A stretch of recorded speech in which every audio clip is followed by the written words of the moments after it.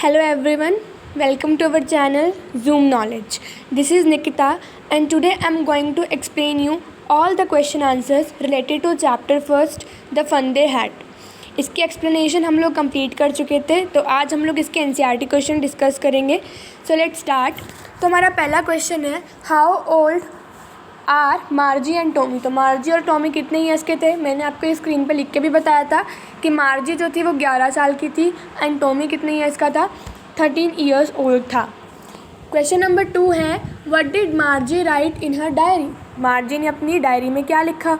तो मार्जी ने क्या लिखा था अपनी डायरी में? Margie wrote in her diary today 17 May 2157 Tommy found a real book. कि आज टॉमी को क्या मिली है? रियल बुक मिली है. उसने ये डेट मेंशन की थी और उसने क्या लिखा था कि आज टॉमी को एक रियल बुक मिली है.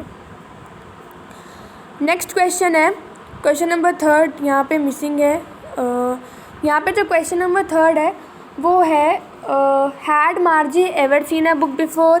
क्या मार्जी ने पहले कभी एक बुक देखी थी? तो नहीं, मार्जी ने पहले कभी भी एक बुक नहीं देखी थी. ठीक है. Next question number 4 What things about the book did she find strange. अब बुक के बारे में कौन सी ऐसी चीज़ें थी जो उसको बहुत अजीब लगी, बहुत विचित्र लगी? क्या क्या थी? सबसे पहले तो बुक येलो कलर की थी. येलो और उसके रिंकल्ड पेजेस थे. रिंकल मैंने बताया था जिस पे ऐसे ऐसे सिलवटें पड़ी रहती हैं, है ना, वो रिंकल्ड पेजेस थे. और जो बुक्स पे जितने भी वर्ड्स लिखे हुए थे वो सब स्टिल थे, बिल्कुल भी मूव नहीं कर रहे थे. They did not move as the words move on the computer screen. जैसे कंप्यूटर स्क्रीन पे वर्ड्स मूव करते हैं ना, ऐसे बुक में वर्ड्स बिल्कुल भी मूव नहीं कर रहे थे. तो ये सब बात उसको क्या लगी? स्ट्रेंज लगी. Question number 5 is what do you think a tele book is. अब एक टेली बुक क्या होता है?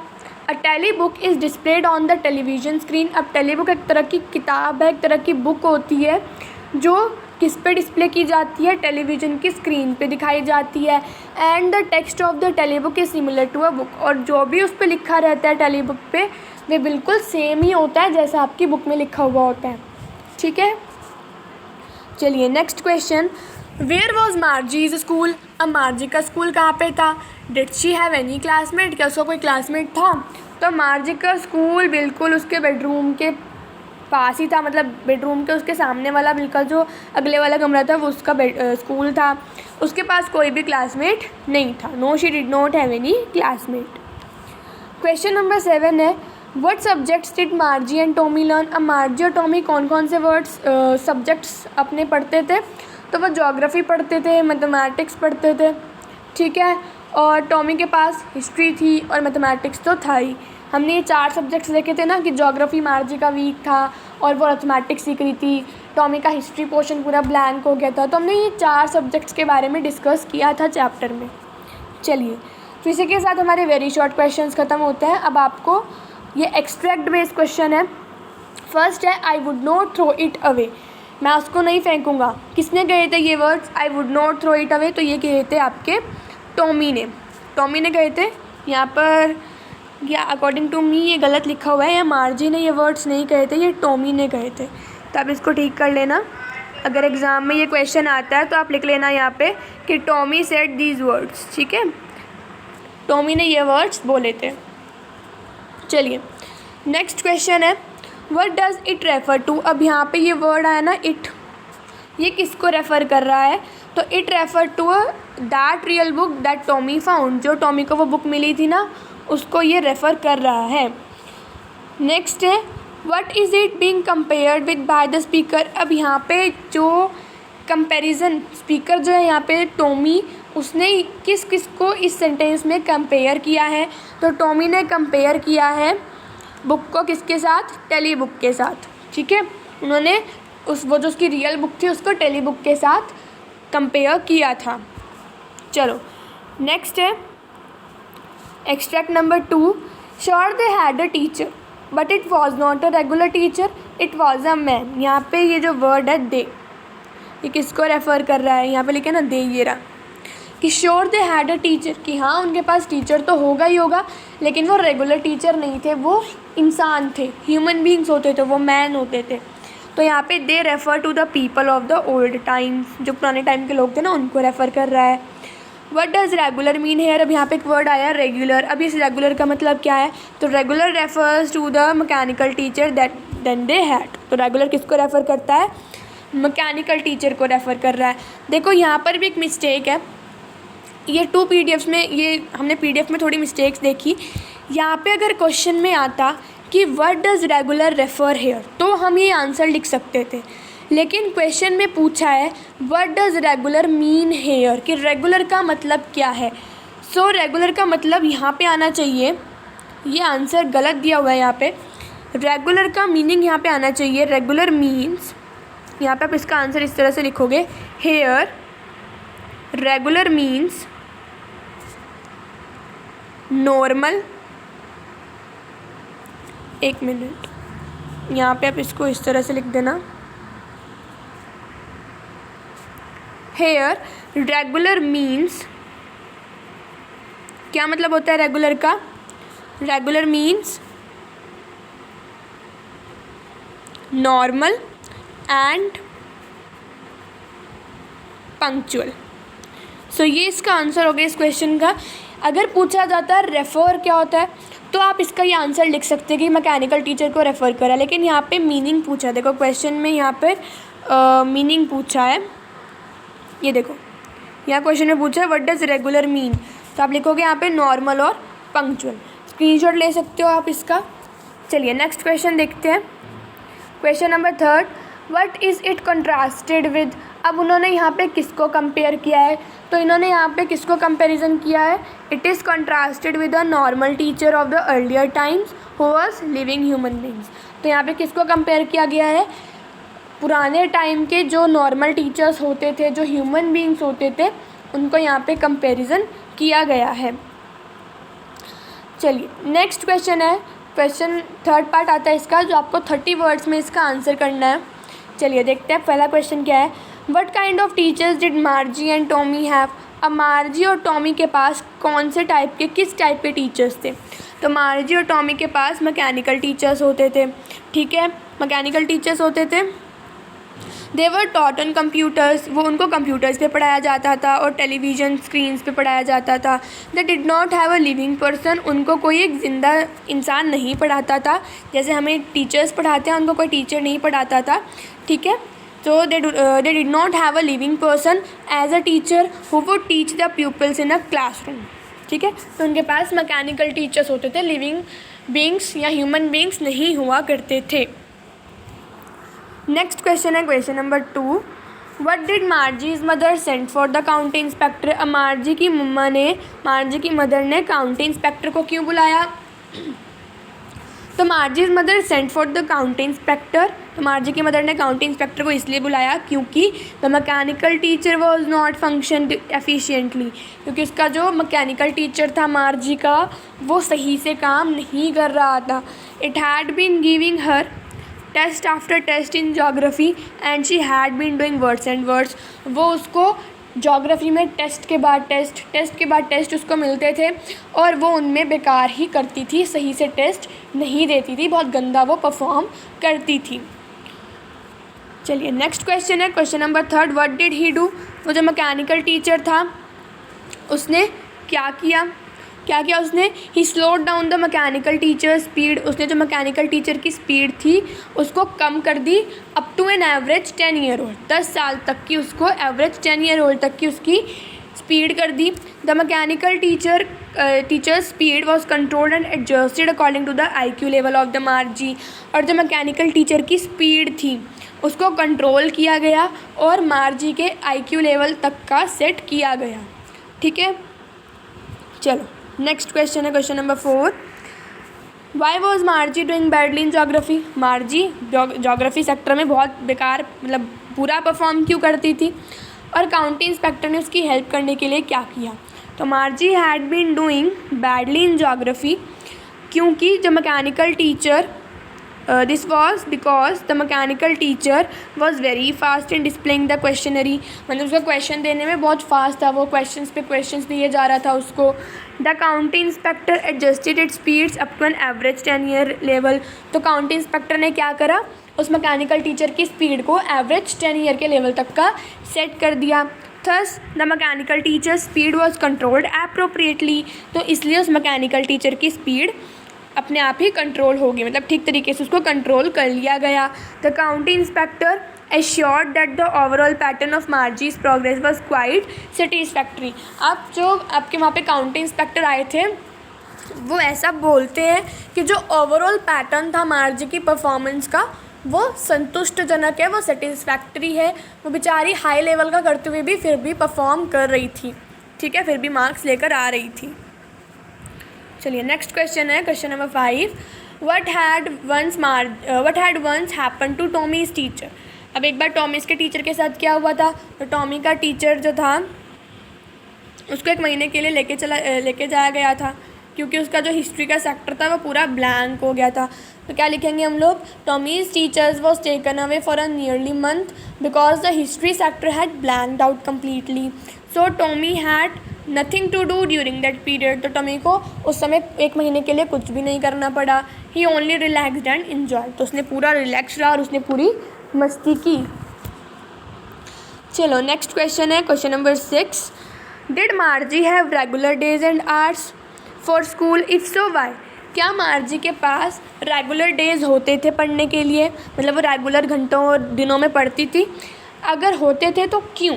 हाँ, मार्जी के पास हमने देखा था चैप्टर में रेगुलर डेज और आवर्स थे, क्योंकि उसकी जो मदर थी उसने उस छोटी बच्ची से मतलब उसकी मदर ने कहा था कि छोटी जो बच्चे होते हैं वो जल्दी सीखते हैं, learn better if they learn at regular hours. अगर वो रेगुलर घंटों पे या रेगुलर टाइम पर अपना पढ़ाई करते हैं तो वो अच्छा सीख पाते हैं. चलिए question number 8. Where is question 7? Question 7 I think missing here. Wait, ये रहा क्वेश्चन नंबर 7 लास्ट में, ये रहा. How does Tommy describe the old kind of school? तो टॉमी ने पुराने टाइप के स्कूल को कैसे डिस्क्राइब किया? Tommy says that the old schools were different. Tommy कहता है कि जो पुराने स्कूल्स थे ये बहुत ज़्यादा अलग होते थे.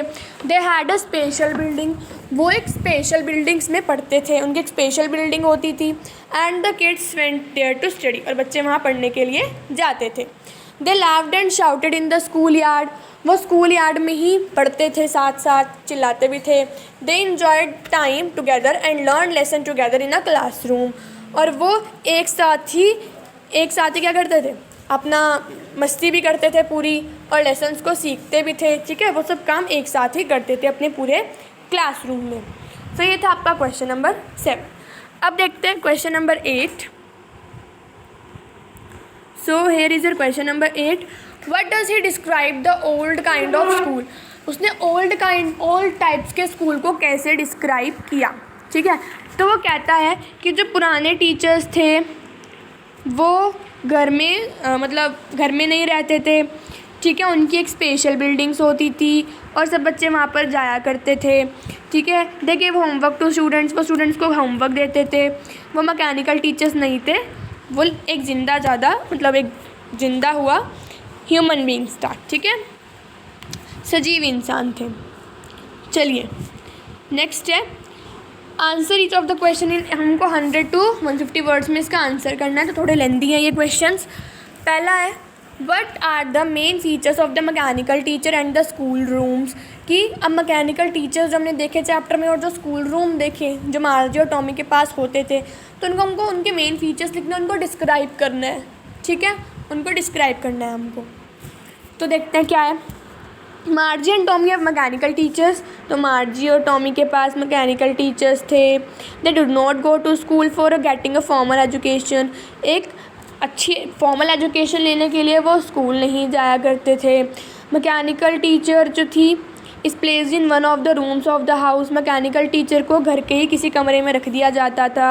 And they can get the knowledge of various subjects of individually from the mechanical teacher.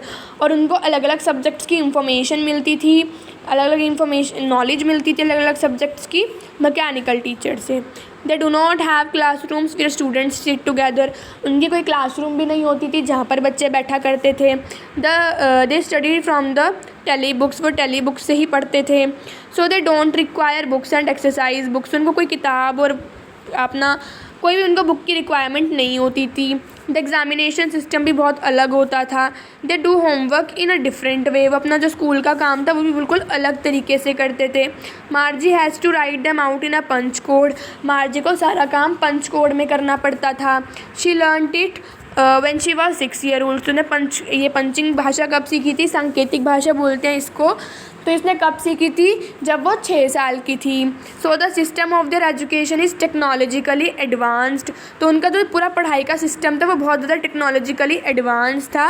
And not based on the printed books, और सिर्फ किताबों के बिहाफ पर ही नहीं था। सो ये था उनका पूरा फंक्शन, मेन फीचर्स उनके टीचर्स के और उनके स्कूल रूम्स के। नेक्स्ट है question number 2, why did मार्जी hate school, अब मार्जी को स्कूल क्यों पसंद नहीं थे और उसको ऐसा क्यों लगता था कि जो पुराने टाइप के स्कूल हैं उनमें ज़्यादा मस्ती होती थी। तो देखते हैं। मार्जी hated her school because she had a mechanical teacher, मार्जी को अपना स्कूल अच्छा नहीं लगता था क्योंकि इनके पास मैकेनिकल टीचर था, वो उसके घर में ही होते थे। ठीक है, she was suppose to sit in that room alone to complete her homework to home task और असाइनमेंट्स, वो अपने कमरे में अकेले बैठे करते थे और अपना जो भी उनके असाइनमेंट्स थे या होमवर्क्स उनको कंप्लीट करते थे। The part Margie hated most was the slot where she had to put homeworks and test papers, अब सबसे जो बुरी चीज़ मार्जी को लगती थी वो था वो स्लॉट, जहाँ पर उनको अपने होमवर्क और टेस्ट पेपर्स को रखना पड़ता था, डालना पड़ता था। She thought that the old school must have been fun because the students use to sit together in the classroom, उसको ऐसा लगता था, वैसा सोचती थी कि पुराने स्कूल्स जो होते थे उनमें ज़्यादा फ़न है क्योंकि स्टूडेंट्स उसमें एक साथ बैठते थे क्लासरूम में, वो हंसते भी थे, शाउटिंग भी करते थे स्कूल यार्ड में। Children needed company to enhance their skills, उसको ऐसा लगता है कि बच्चों को अपनी स्किल्स को बढ़ाने के लिए कंपनी की ज़रूरत पड़ती है, मतलब अपने साथ वाले लोगों की ज़रूरत पड़ती है। अगर वो आइसोलेट रहेंगे, अगर वो अकेले रहेंगे तो वो डिप्रेस्ड और डिजेक्टेड फील करेंगे। ठीक है, वो डिप्रेस्ड हो जाएंगे और डिजेक्टेड हो जाएंगे। ठीक है, सो ये था आपका क्वेश्चन नंबर 2। चलिए देखते हैं last question of the chapter. Do you agree with Margie that schools today are most fun than the school in the story, क्या आपको सच में आप मार्जी के साथ एग्री करते हो कि जो आज के स्कूल हैं उनमें ज़्यादा मस्ती होती है स्टोरी वाले स्कूल से? अपने आंसर्स का रीज़न भी देना है। There is no doubt that school today are more funny than the future school discussed in the story, अब वो कहते हैं जो फ्यूचर स्कूल स्टोरी में डिस्कस किया गया है उससे ज़्यादा अच्छे हमारे आज के स्कूल्स हैं। This school has nothing but a mechanical teacher, in schools में और तो कुछ नहीं होता लेकिन बस एक मैकेनिकल टीचर होता है जिसके कोई इमोशंस नहीं होती, कोई सेंटिमेंट्स नहीं होते। It does not have the ability to understand the psychology of a child, एक बच्चे की साइकोलॉजी को समझने की कोई भी उसमें क्षमता नहीं होती। Moreover it guides a pupil according to its adjusted mode, और इससे ज़्यादा अगर मान लो हमने उसको हाई लेवल पे एडजस्ट कर दिया तो वो बच्चे को हाई लेवल तक का पढ़ाएगा, लो लेवल पे एडजस्ट कर दिया तो वो उसको लो लेवल तक का पढ़ाएगा। तो वो बच्चों को कैसे पढ़ाता था? According to its adjusted mode, जैसे हमने उसको एडजस्ट किया है उसी हिसाब से। But today school work for the overall development of a child, लेकिन जो आज के प्रेजेंट्स के स्कूल हैं वो बच्चे के पूरे ओवरऑल डेवलपमेंट के लिए वर्क करते हैं। They learn the same thing, उनको सेम चीज़ें सिखाई जाती हैं वहाँ पे। The teachers are real human beings, जो वहाँ के टीचर्स होते हैं वो एक रियल के इंसान होते हैं, ह्यूमन बींग्स होते हैं। They learn how to adapt themself to the new surroundings and cope with the strangers, वहाँ पे उनको वहाँ जाके वो ये भी सीखते हैं कि कैसे अपने आप को अपनी सराउंडिंग्स के साथ अपने आप को मैनेज करना है और स्ट्रेंजर्स के साथ कैसे बातें करनी है, कैसे उनके साथ मैनेज करना है। The student sit and learn together, वहाँ पे बच्चे एक साथ बैठते हैं और सीखते हैं। तो ये सब फ़ायदे हैं प्रेजेंट के स्कूल्स के, ठीक है, क्योंकि आज के हमारे ह्यूमन बीइंग्स होते हैं उनमें सेंटिमेंट्स और इमोशंस हैं, लेकिन मैकेनिकल टीचर में ऐसा कुछ भी नहीं है। सो ये आपका हमने पूरा चैप्टर कवर कर चुके हैं हम लोग, ठीक है। हमने इसकी एक्सप्लेनेशन भी देखी एंड आज की वीडियो में हमने इसका पूरे एनसीईआरटी क्वेश्चंस डिस्कस करे। Hope you enjoyed the chapter. Now अगर आपको हमारा ये वीडियो अच्छा लगता है, आपका हेल्पफुल लगता है, तो प्लीज़ इसको लाइक, शेयर एंड सब्सक्राइब ज़रूर कीजिएगा, और कोई भी डाउट है तो वो कमेंट सेक्शन में ज़रूर रखिएगा। Thank you, that's all for this video. Next video में हम लोग बाकी चैप्टर्स कवर करेंगे। So thank you.